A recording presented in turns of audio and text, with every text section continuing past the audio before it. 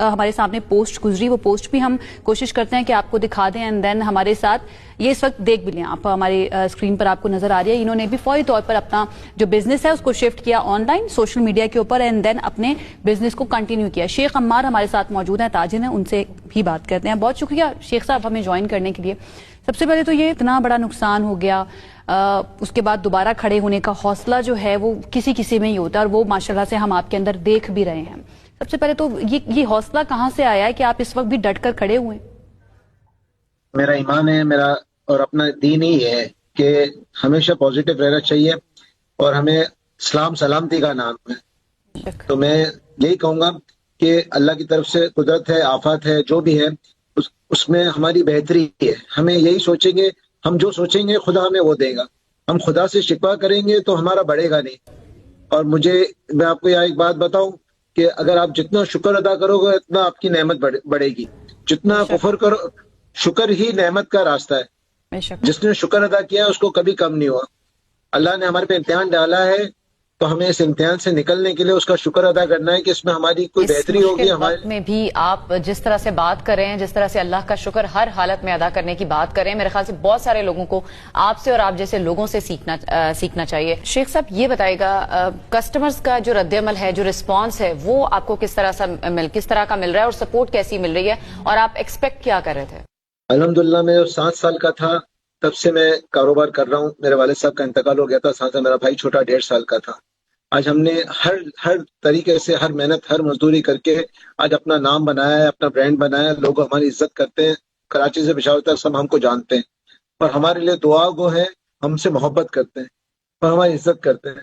اور social media کے اندر بھی اگر آپ نیک نیتی سے، سچائی سے، ایمانداری سے کام کرو گے تو انشاءاللہ تعالیٰ ایک مرتبہ کسی کو سچائی سے کوئی چیز اپن پہنچا دیتے ہیں نا تو وہ ہزاروں آدمی کو بولتے ہیں.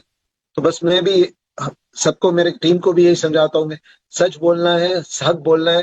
نفع نقصان کاروبار میں اپنا ہے، اپنے فائدے، دوسرے کا فائدے کا سوچو، دوسرے کو نیکی کا سوچو، دوسرا ہم سے کما لے یہ سوچو، دوسرے کے لیے کچھ اچھا کر لو تو خدا کا وعدہ ہے، خدا تمہارے لیے اچھا کرے گا. میں چاہوں گی تھوڑا سا یہ بتائیں، انسان کی جو زندگی ہوتی ہے وہ اللہ تعالیٰ نے کچھ اور پلان کی ہوتی ہے، انسان کچھ اور پلان کر کے رکھتا ہے. تو آپ نے اس میں سیکھا کیا؟ دوسرے تاجروں کے لیے بھی میں چاہوں گی کہ کچھ ایسی بات کریں جو ان کے لیے مشعل راہ بن سکے. میں ادھر بہت سے لوگوں کو، جب یہاں کوئی نہیں تھا، پوری مارکیٹ، پورے فلور میں ایک دکان نہیں تھی، سب کو لے کے آیا تھا.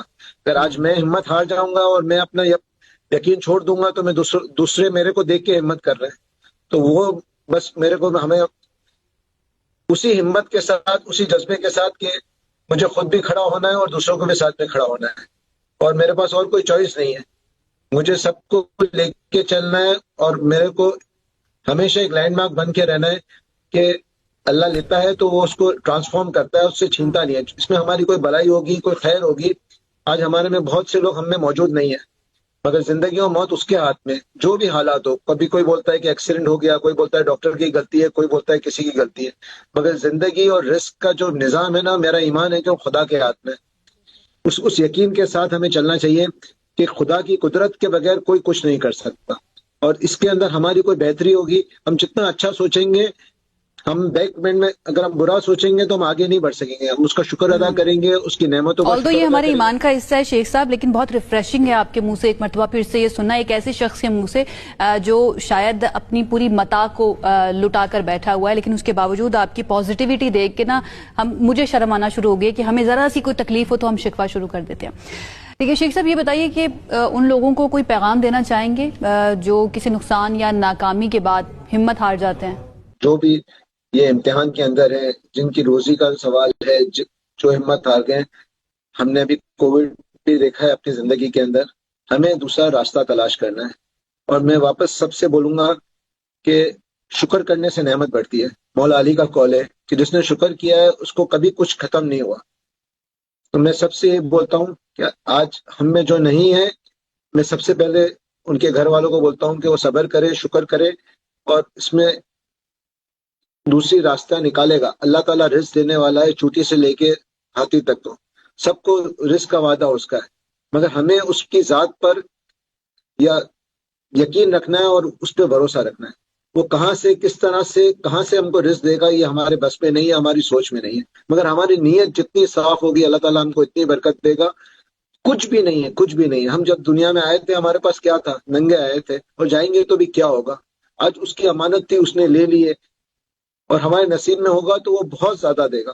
شیخ صاحب یہ بتائیے، اب جو نقصان ہو چکا ہے اس کو ریکور کرنے کے لیے کیا ضرورت ہوگی آپ کو؟ کس طرح کے اقدامات یا کس طرح کے تعاون کی ضرورت ہوگی؟ جانی نقصان کا تو کوئی بھرپائی نہیں ہے۔